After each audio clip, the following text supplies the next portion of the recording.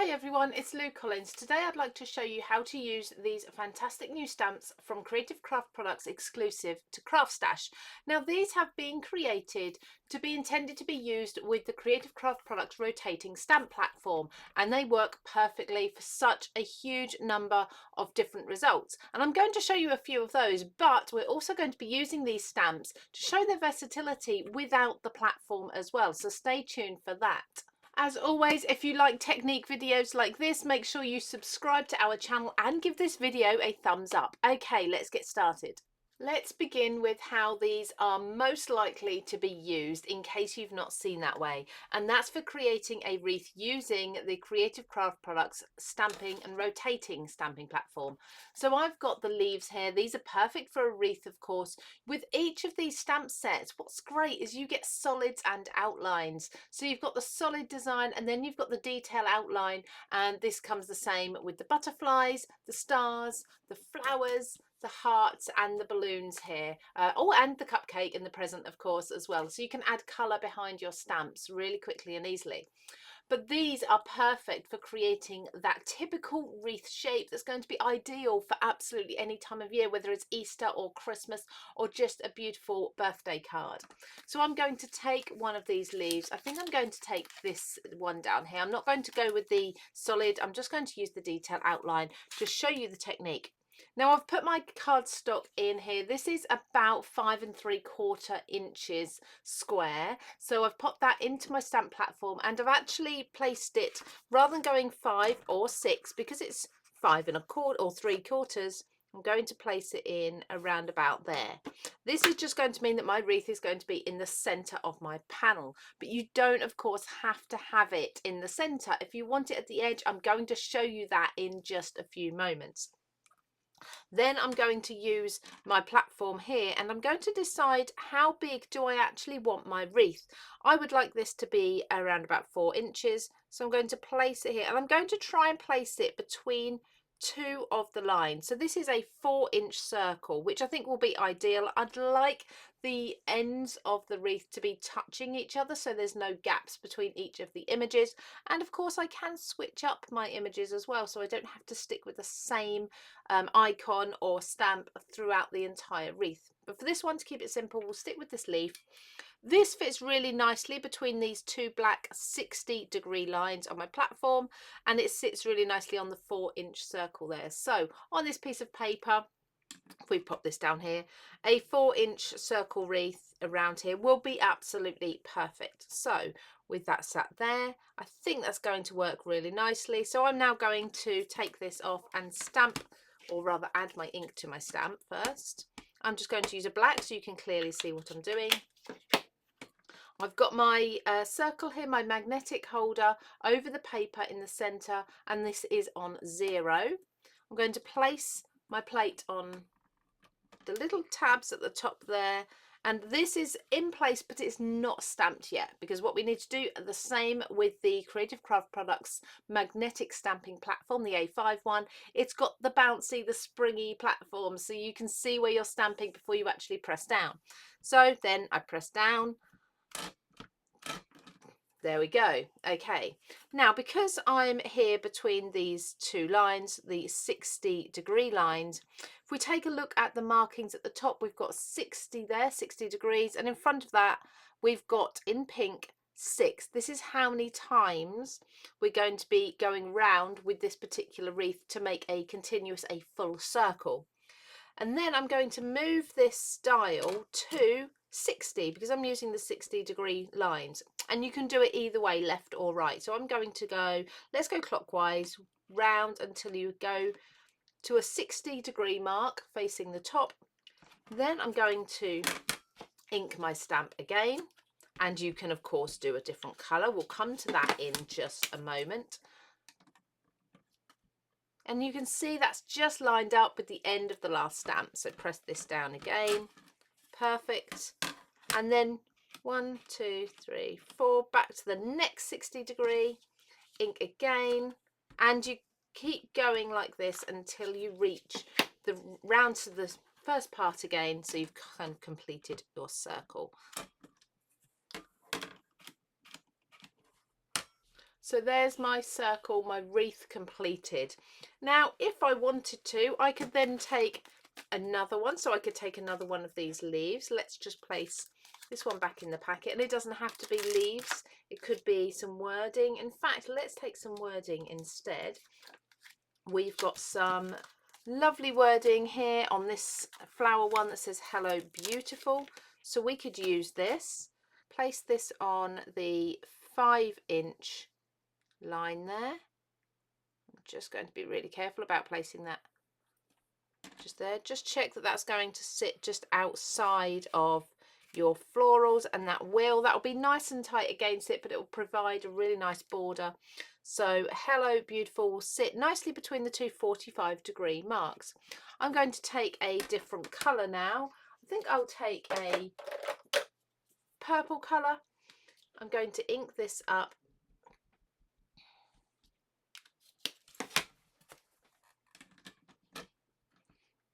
and stamp that down like so. And then, because I'm using the 45-degree lines up here, 45-degree 8 times, and then on here I want to turn my dial to the next 45-degree mark, which is just 3 turns there. It is a slightly smaller stamp, so you're going to stamp it a few more times, and I'm going to keep repeating my process. Now, each time I'm not in any way moving the stamp at all, so this is going to go round and round, repeating the image. If I move the stamp, then we'll lose that wreath shape. And what I really like about this one is that the actual stamp is shaped to fit a slightly smaller circle, probably more of a 4-inch. So I'm kind of getting almost this sort of bumpy floral shape there. There we go. So I could continue doing that. I could go along the outer edge as well. Bear in mind that would overlap my cardstock. And I've got a beautiful wreath, perfect for a background for a card or even a focal point. And don't forget, of course, we've got lots of Creative Craft products, nesting dies. There's some gorgeous circles with decorative edges that would perfectly cut this out for you as well. Now, sticking with the platform again, I'm going to show you how to create a rainbow effect that works beautifully within a wreath. And we don't have to do leaves this time. Let's do a kaleidoscope of butterflies instead. Now, coincidentally, my cardstock is at 5 3/4 inches again. So I'm just going to place that into my base. My 0 is pointing upwards as well. I'm going to use this beautiful butterfly stamp. Now, we've got individual butterflies here and we've got the full ones as well. I really like these full ones, so let's use these today. I'm going to roughly just place that on my paper whereabouts I want to start building my wreath, just as a rough guideline for me. And I think I'm going to sit that, let's do it between these two lines here. So we're going to go between the two 60-degree lines. I'm just lining that up there. That will work, ensuring that your space is, like I say, sitting between the two of the lines, and there need to be 2 matching lines as well. So whether it's the two 15 degrees, 30 degrees, 45 degrees, 60 degrees, or the two 90 degrees, they need to sit between those, but also from the top to the bottom. So if I follow the 60-degree line, just making sure that nothing overlaps that, and follow the 60-degree line this side, nothing overlaps that either. And if you were to come in a little bit closer, the same. So I'm going to place that down here. I think that will work nicely. And because I'm going between two 60-degree lines, I can see that there's 6 segments for this. So I'm going to choose myself 6 rainbow colours to use. So I've got my 6 rainbow colours. I've gone from red through the rainbow to purple. I've missed out orange. I haven't got a bright blue. I've got light blue, but you get the idea. So that purple should then really sort of lead nicely back into the red. Okay, so let's start with the first one. Let's start with red and ink this up. And just as we did before, I'm going to work my way round through the colours, but changing each time. And these should lead nicely into a beautiful rainbow wreath. Be sure to clean your stamp between each colour to make sure you're not contaminating the next stamp impression. Again, because we're going through the 260-degree marks, we need to turn our stamp to 60. This time we're going to go anti-clockwise.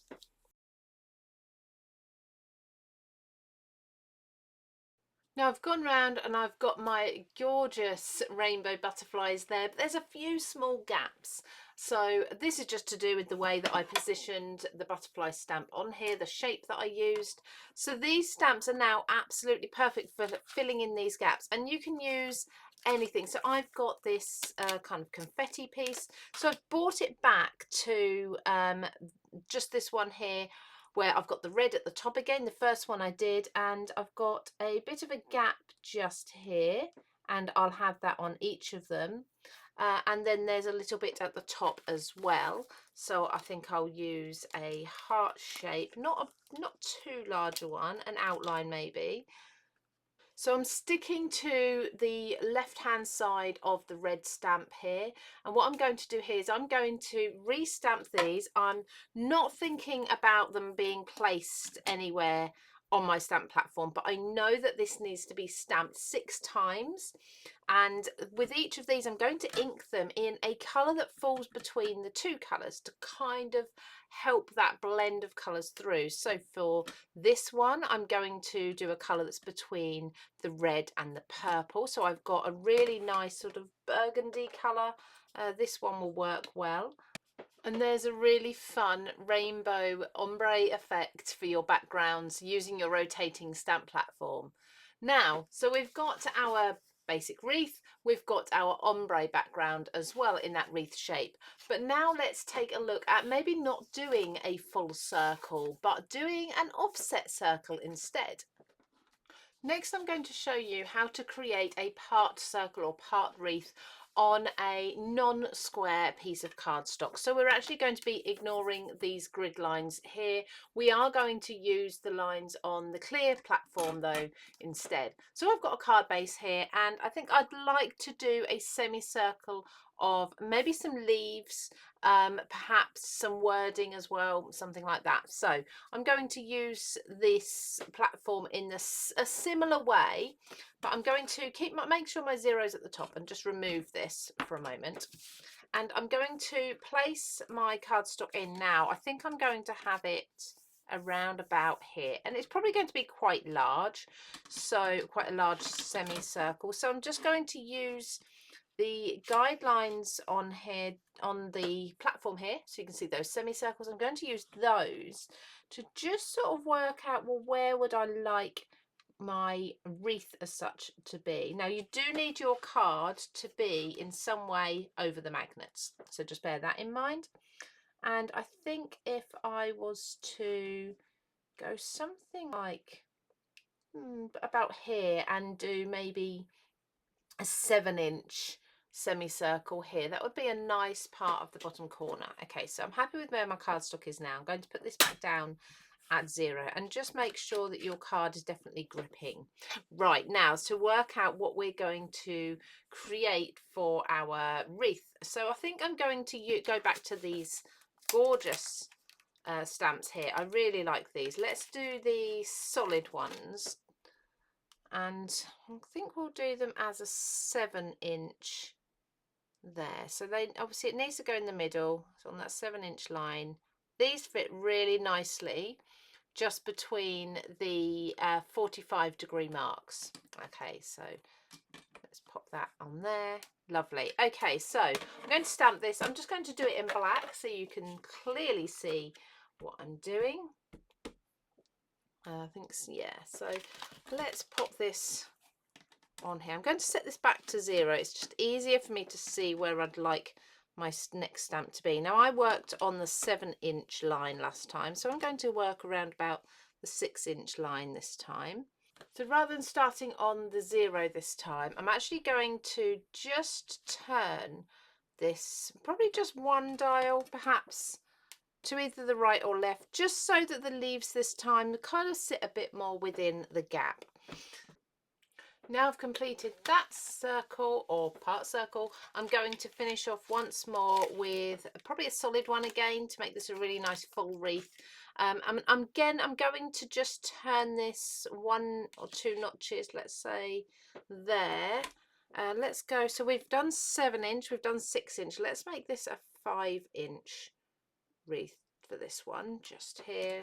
Lay that there. Now that's a little bit too close to the one above it, so I think there will work. That's then in the center of those ones. So from here, that's on 0, that's great. So I can go with my 30-degree lines on here, so that's every 2 notches on the dial, and fill in the gaps. So then just lift up your magnet, remove your card, pop that back to 0, ready for the next time you use it, so you don't forget to start on 0.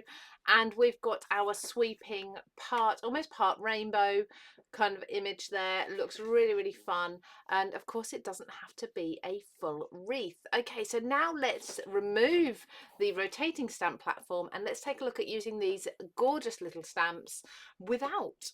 Now these stamps are absolutely perfect for creating backgrounds, and one of my favourite ways to create a subtle background is by using clear embossing ink and clear embossing powder on any colour of cardstock.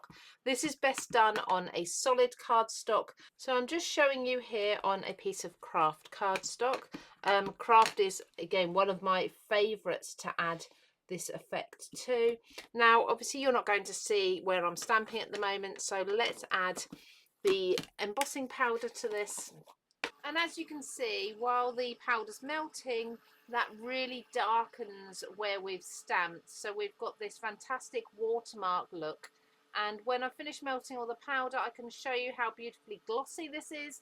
I used to purchase papers with this effect on them, and they were a luxury, a premium paper. They would be at a premium price as well, but now you can create your own using your clear embossing powder and your stamps.